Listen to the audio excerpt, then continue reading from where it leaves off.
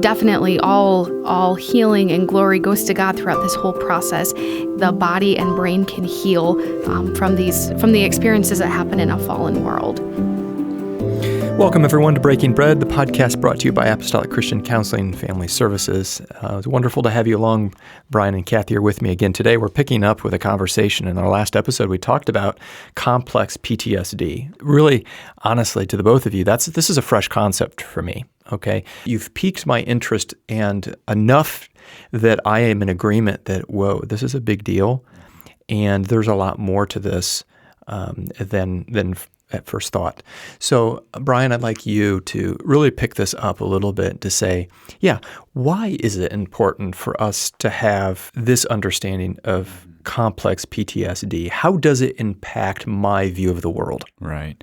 So one of the things that comes to mind, Matt, is a study that came back and out not too. I mean, it's been a while now, but it's called the ACEs study, and basically what they looked at is early experiences in life and how profound of an impact those had on individuals as they grew up. So, for example, like if you grew up and you've had somebody in your home who's been incarcerated, or somebody who is addicted, or somebody who was going through severe mental health issues, or there was neglect or abuse, and so on and so forth. If you have so many of those experiences, which are called ACEs, adverse childhood experiences, the more likely you have a really challenging, adulthood experience.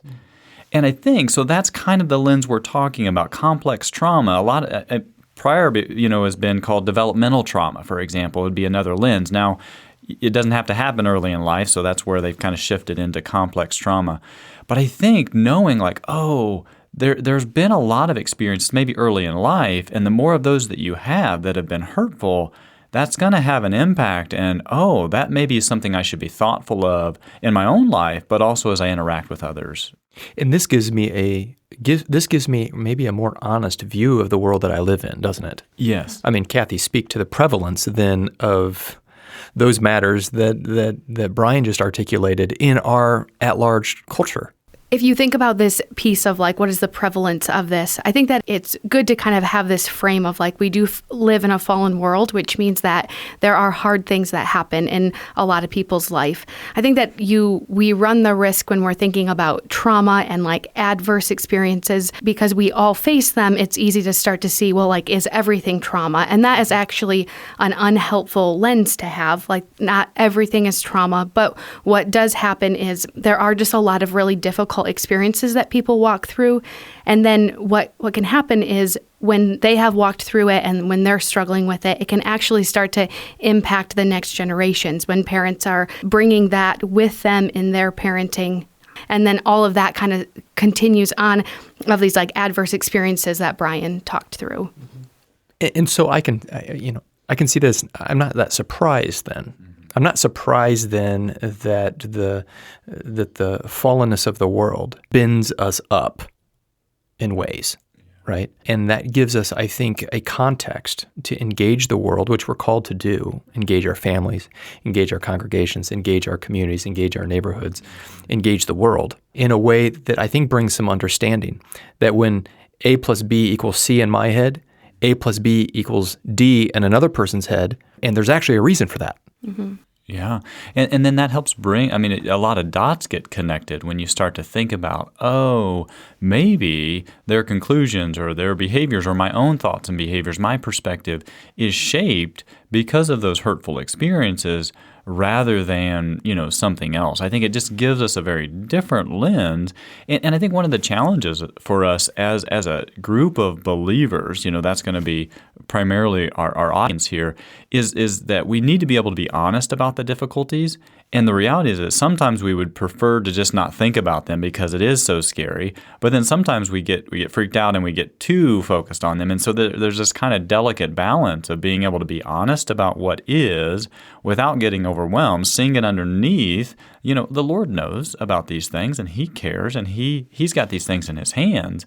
But what's it look like to be His hands and feet in the midst of it all? Okay, so I like that, and my brain goes three different ways with what you just said there, Brian. Number one is, yes, how do we understand this with an understanding of the gospel, an understanding of grace, an understanding of God, Christ making all things new?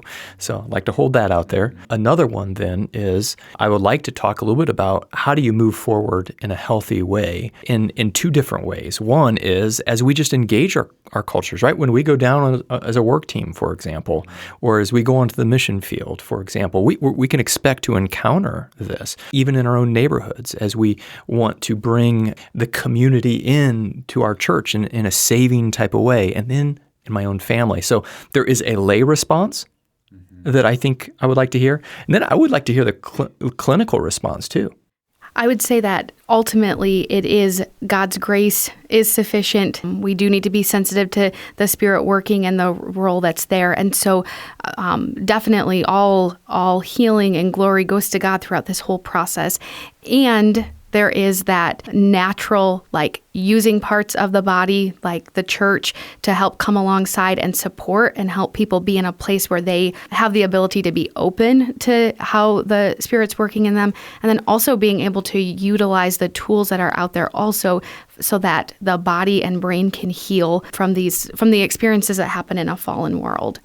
And these are not things; these are things that have been wrestled with, I think, since we see them in the authors of the Scriptures. So it's not new things, but the reality is that there is a lot of suffering, and how to make sense out of that is a real challenge. I think the hope or the Scriptures are very honest about that. It doesn't try to run from that reality, but really just says the remedy is in Jesus, that there is a remedy. It's not that, boy, this shouldn't happen. Well, maybe it shouldn't happen. It wasn't designed that originally, but now it is here, and the remedy is the gospel. And I think that's so important to hold on to. That those trauma-inducing situations are not the last say. Right. Yeah. Is incredible amount of hope. Yes. And that's what we have in the gospel. I think, too, just coming from this perspective of kind of as a lay person in it, I think one of the biggest things to think about with trauma is that the person's perception of safety has gotten altered. And so with what you said earlier, A plus B should equal C, and that's true for the individual who has not had that threatened safety. But for the person that has maybe not had their emotional needs taken care of in the way that was needed, or maybe there was scarcity of food or exposure to a lot of violence, A plus B definitely does not equal C in their life. And so being able to have kind of eyes for what am I doing to help create a sense of safety in these interactions with this person, and kind of just being able to understand things through that lens is important too. Yeah. So give us some helps on that, right? What should we as folks that want to be helpful, how can we be most helpful, I guess is really my question. Yeah, and I think I'd maybe even back up a bit from that. But I think, so in trauma work, the first phase of it is called safety and stabilization. And so even just to give those words is what could I maybe do in that space of providing some sense of safety or providing some sense of stability. And sometimes that's in just basic needs, if to make sure, do they have shelter and, food, and that level of safety is a really important thing to at least consider that sometimes isn't being met. And if we can do something in that, or relational, just having somebody present can be a big part of it. Now, I think if we look at it, kind of maybe the brain and the behind it, I think that can help give us some insights as well. So part of the way the brain's designed, and the inner part is what's called the amygdala and the hippocampus. And those you can think of the amygdala as the alarm bell. So when something happens that's scary, that fires up and it tells you danger, danger, danger. And then you kind of go into trying to pursue safety as an individual, and that's how God's created it, and it's helpful. Now, the hippocampus is really in charge of memory, and helpful memories are memories that have a beginning, a middle, and an end, and it makes sense, and you can kind of recall it when you want. But what happens when the amygdala fires up, it kind of scrambles the hippocampus, and therefore memory isn't coded the same way, and therefore you don't have as much authority over it, and it can come and go when it wants. And all of those things combined make for why that perception is so off. in the individual because of something that's going on in the brain. I think that's helpful because then we can see it through like, oh, this isn't maybe rebellion, or this isn't them making just a really poor choice. There's something in their brain that's leading to that perception that their conclusion of A plus B is D instead of C. And I would say, I think that words that come up for the person, like how do we be present in these people's lives? I think that the phrase is being intentional and consistent, because that helps with those systems that Brian just talked about of like, they may be in alarm mode, that somebody might be in fight, flight, freeze mode, but our ability to just stay consistent in what we're saying, what we're doing, and how we're interacting with them starts to help slow down that scramble effect that Brian was talking about. Yeah, and therefore, when you're trying to be consistent, say, hey, no, I really care about you, Kathy, but if I'm speaking to a brain where there's trauma involved, that amygdala fires up and it says, I don't think that's true. I've heard that before and that wasn't accurate. And so for me to be able to expect that she may not believe that, or she might even act in ways that are pushing against that to show, oh, he doesn't care, but it's really her own protection rather than like a conscious thing that she's likely doing. Well, it sounds to me like what we can perhaps offer other people is a new experience. Absolutely. It sounds to me that at the experience level, now I quickly want to go to the A plus B equals C, right? And let's try to work this out at the rational level. But what I hear you saying is there's not a lot of gain at the rational level, but there's something more at the subconscious. You want to speak to that? Yeah, so I think you're exactly right, Matt. I think it's really helping them experience that even though they've heard from me that I care about them, they're also experiencing in my posture, in my tone, in my body language that I'm with you. And in counseling, what we would say that is you're trying to go from the bottom up to help bring healing rather than the top down. And so the top down is really thinking you engage the logic and the reason of somebody's mind, and then you're hoping then that filters down into the emotion and into their actions. But with trauma, that usually isn't a route that goes very well because the cognitive is so strongly blocked by the limbic or the emotional underneath of it. So you try to figure out how to connect with the bottom up, the body and the emotion, and then hopefully those start to help shift the thinking, and then you can use the logic and reason over time, but that's not usually the starting place. Yeah, really, because like that logical brain, or that like my words, that part can kind of go offline basically when someone is feeling triggered or overwhelmed in their emotions. Yeah, because that amygdala turns on and all it says is you got to get out of here. Danger, danger, danger. And it's not thinking anymore. It's just reacting. And so until we get that calmed down, the brain is offline, and what we say, even if it's really good, is unlikely to have a profound impact. Now, that doesn't mean we shouldn't say the things that still can be helpful, but I think our expectation should shift on how impactful that's going to be. Yeah, and I think that an important thing to know, just as someone walking beside another individual that might be struggling with effects of trauma, is your job is not to regulate for them or try to be the person to solve that. But again, I think just that presence of I'm here with you. Again, that consistency piece in like, if you say you're going to do this, you're going to do this. I think all of that is just really important to know that the healing has to take place on their terms, but you can be there to be consistent in different areas. And I don't know if it's helpful or not, even just use our A plus B equals C, but I think, so an example of that, let's say somebody's in a relationship that's supposed to be loving and caring, a parent figure, and in that they consistently tell them, hey, I care about you, Johnny, but then they're maybe, let's say, physically abusive to them. So what the brain starts to do with that is that somebody says they care about me, but they actually hurt me. So A plus B equals D. Whereas somebody else, when their experience has been, Dad says he cares about me and he treats me good, then our conclusion is C. If somebody says they care about me, then they treat me well, they're taking care of me. And you can see then, you start to see how experience starts to impact the conclusions you come from and how those impact the present day conclusions, even if the present day is different. But that's part of what we want them to tap into is maybe right here, right now is different without denying that back here, it was painful. And so through experience, healthy experience, over time, we create new meaning because a lot of it's tied up in meaning that's been made. Right.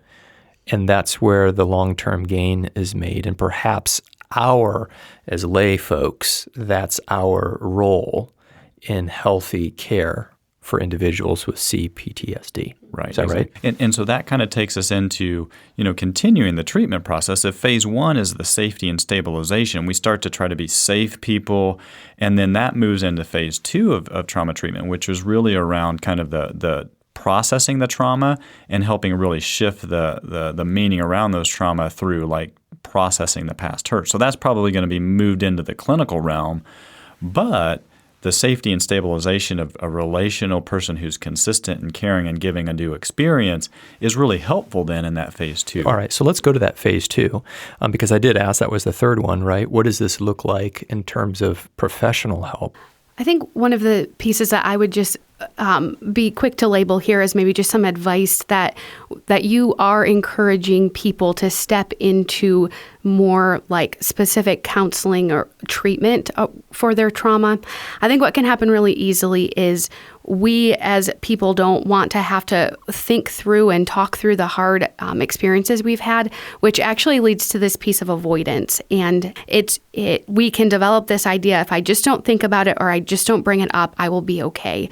But that's not true because as Brian has kind of laid out, the reactions that we're having and the way trauma impacts us is really on a brain level. And so the committing to getting involved in some specific trauma-focused counseling can be helpful in processing that so that your brain can heal in a way that it's not reacting in these like fight, flight, freeze modes in seemingly safe situations. Yes, and one of the things that comes to mind with that, we do this in so many areas of life and we don't really realize it. So I think it maybe would be helpful even just to point that out. But I think you're right. It's so important to not engage the avoidance, which is so natural, because avoidance really reduces the opportunity to learn, right? So, for example, if a child is walking through the kitchen and they put their hand on the stove when it's hot, that's going to hurt, right? That's going to burn them. And if the conclusion is you just stay out of the kitchen, well, you might not get your hand burnt anymore, but you've actually come to the wrong conclusion. You've come to the conclusion, if I just stay out of the kitchen, I'll be safe. And so what actually happens for a child is they don't avoid the kitchen generally. They keep walking through the kitchen. You're like, actually, there's a lot of times I walk through and nothing bad happens.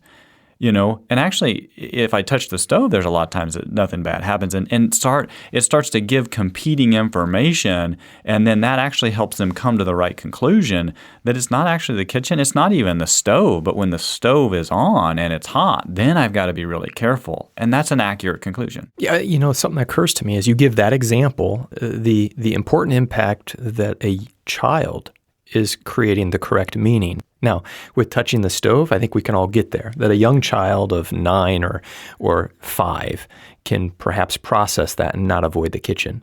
But there are other things that happen being processed at a young age. I can see where they might not be mature enough. They might not be mature enough to construct the correct meaning. Is that part of what's being tied up here? 100%, exactly. And so therefore, part of that phase 2 treatment is hopefully, well, I shouldn't say hopefully, but one of the things is we're interacting with them maybe after time has passed and they're more developed. And it doesn't have to happen that way, but let's say you're interacting with an adult and we're talking about trauma that happened early in life. Now you've got the adult brain and the adult self with a lot of other experiences that we can draw on to then help we go back into the hurt, we process that, and if we can bring the adult self into that, they're going to have a lot more information and a lot more, just emotional and relational maturity to maybe that wasn't quite right. I can see how I came to that conclusion then, but now I've got all these other experiences that are competing that, and that can be really helpful. And the connection piece that has to be made, because again, what's happening on a brain level with trauma is like on our own, we can't always make those connections because, again, the fire alarm is going off. This is dangerous. It's always been dangerous. So through the process of healing and understanding, like, I can reach safety and stabilization with my emotions, so I can calm that down so that I can make meaning and new experiences and learn things. And then that happens really through that processing piece in a counseling session. So it sounds to me, check my understanding here, that some of the work that you do in a professional sense with individuals with CPTSD would be to go back into those where that meaning has been created and to rewrite that meaning with the adult brain now to basically be able to employ that adult brain to get good, healthy meaning out of it. Am I right about that? Yeah, no, for sure. And I think, too, I'd also want to just say that you can do that with a child as well, so it doesn't necessarily have to be an adult. And the good news about a child is that while they don't have the adult experience, they're moldable. Maybe. Exactly, they're very moldable. So there's actually a lot of hope there, too, because those early experiences that were painful aren't quite set in concrete yet, so there's a lot of opportunity to mold them. One of the things that I would add on to what Brian just said is I think that it is really important and healthy that we're engaging kids in trauma counseling when they have experienced some sort of trauma in their life. Really, you're setting them up as they go through their teenage years and as their brain continues to develop to not have as many difficulties with trauma as an adult. Here's an important disclaimer, though, with that, is that once the trauma is past, then the trauma processing can happen. For an individual, when we're talking about like this complex trauma, if we think about a child that has experienced complex trauma, they have experienced repeated traumas ongoing. And so if the trauma continues to happen, the processing can't happen because they have not yet reached a place of safety. And so I think it's important to know that there is processing that can happen once the trauma is over. And I think it's important, too, just to acknowledge that kind of just this comparison between, PTSD and complex trauma is just the expectation of what that journey of healing is going to look like and the time and there's going to be some differences there because those are different experiences. Yes. Okay, so if I'm counting right, we've had 2 phases. Mm-hmm. Is there another phase? So yes, there are 3 phases in trauma counseling work. And so the first one would be safety and stabilization.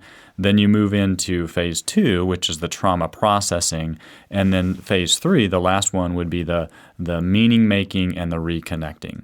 And so certainly there's pieces in each of those that go across the board.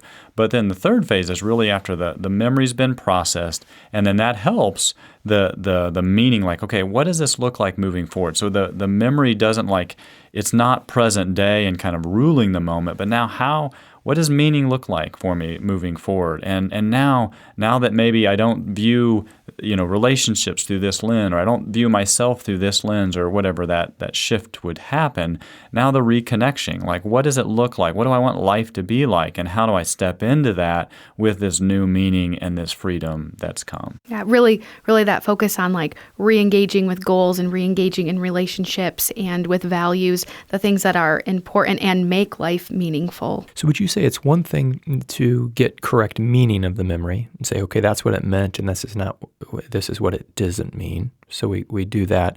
Is this connection piece kind of how now is this a part of me in a helpful way? Right, yes, yep. And how do I live in this newfound understanding or realization? Yep. Yeah, this process of the trauma counseling or trauma therapy piece of it is there's this important piece of like, it doesn't take the memory away. It doesn't take away the fact that it was hard or that you might have reactions to it.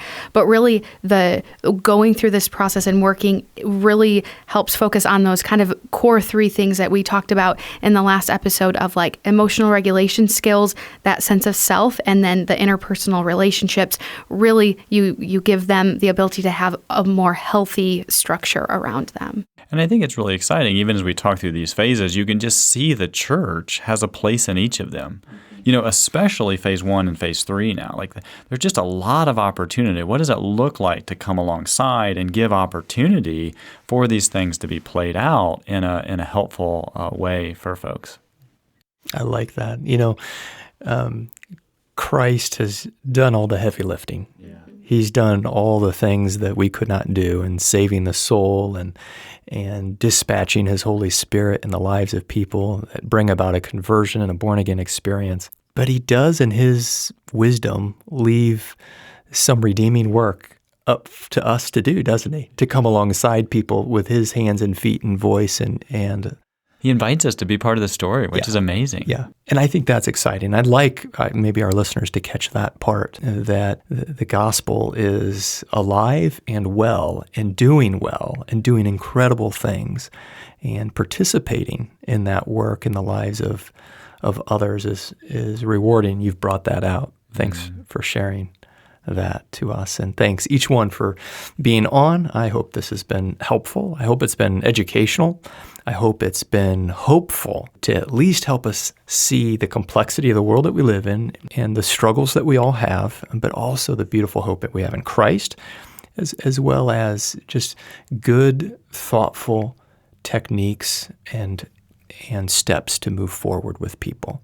Some of our listeners might be interested to know that Brian and Kathy have unpacked some of the more clinical methods that they use as they deal with trauma, cognitive behavior therapy as well as EMDR.